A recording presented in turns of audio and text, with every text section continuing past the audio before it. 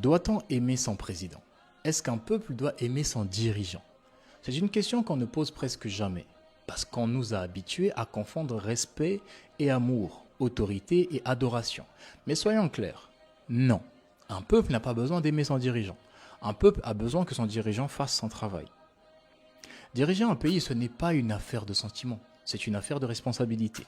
Le président n'est pas un père, ni un dieu, ni un sauveur. C'est un employé du peuple. Et comme tout employé, il a un cahier de charges. Construire des routes, des écoles, des hôpitaux, créer des emplois, stabiliser la monnaie, entretenir la sécurité, renforcer la diplomatie. C'est ça son boulot. Il est élu, nommé ou mandaté pour faire ça. Pas pour être applaudi, pas pour être adoré, pas pour être aimé. Quand un médecin soigne son patient, on ne se met pas à l'aimer pour autant. On lui fait confiance tant qu'il fait bien son travail. Mais s'il commence à mal diagnostiquer, à négliger notre santé, on change de médecin. C'est pareil avec un président. On ne doit pas l'aimer, on doit l'évaluer. Le problème en Afrique, c'est qu'on a remplacé la conscience citoyenne par la loyauté émotionnelle. On n'élit plus des dirigeants, on choisit des idoles. On les acclame quand ils coupent un ruban, on les remercie quand ils inaugurent une école, comme si c'était un cadeau, pas un devoir. Mais un président qui construit un pont n'a rien offert. Il a juste utilisé l'argent du peuple pour faire ce que le peuple lui a demandé de faire. C'est ça le contrat, c'est ça le deal, c'est ça la République. Quand un président fait bien son travail, il mérite le respect. C'est vrai, mais pas l'adoration. Et quand il le fait mal, il mérite la sanction, pas la pitié. Mais chez nous, en Afrique, dès qu'on critique le dirigeant, on est traité d'ingrat, d'opposant, de traître à la nation. Vous êtes envoyé par la France. Ah, God. Ceux qui ont la ref, vous avez compris. Non. Le patriotisme, ce n'est pas aimer le président.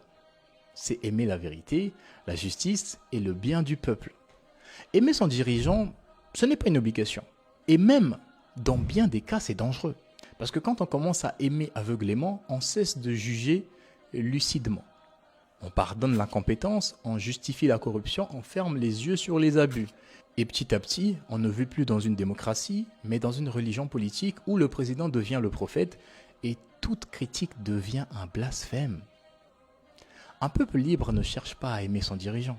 Il cherche à comprendre ses décisions, à surveiller ses actes, à exiger des comptes. Il ne cherche pas des promesses, il demande des résultats. Il ne cherche pas des discours, il demande des preuves. Alors non, nous n'avons pas à aimer nos présidents. Nous n'avons pas besoin. Vous pouvez le faire, mais ce n'est pas indispensable. Nous avons à les observer, à les évaluer, à les rappeler à l'ordre.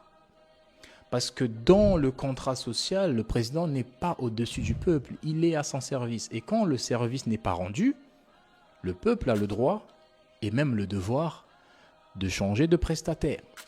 Un président qu'on aime, c'est un danger. Mais un président qu'on respecte parce qu'il travaille, c'est une bénédiction. La différence entre les deux, c'est la maturité politique. Et c'est peut-être ça que nous devons enfin apprendre. À cesser d'aimer nos dirigeants pour mieux aimer notre pays. À méditer.